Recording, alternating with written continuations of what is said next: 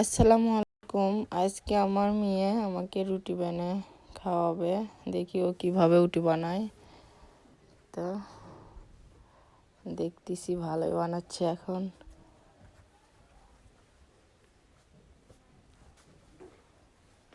এই তো রুটি বানানো হয়ে গেছে, এখন ভাজতেছে। ও বলছে ও নিজে নিজেই সব করবে।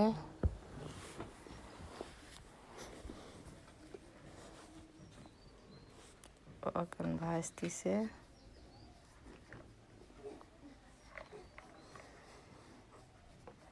এতে রুটিটার অনেক সুন্দর কালার আসছে। অনেক সময় আমাদের বড়দের থেকেও রুটিটা পুড়ে যায়। ও সুন্দরভাবে রুটিটা ভেজে নিল। এই তো রুটি হয়ে গেছে। ওর জন্য সবাই দোয়া করবেন, ওর জন্য আরো ভালো করে করতে পারে।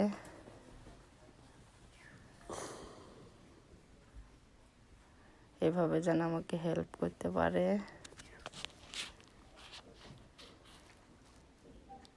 এই তো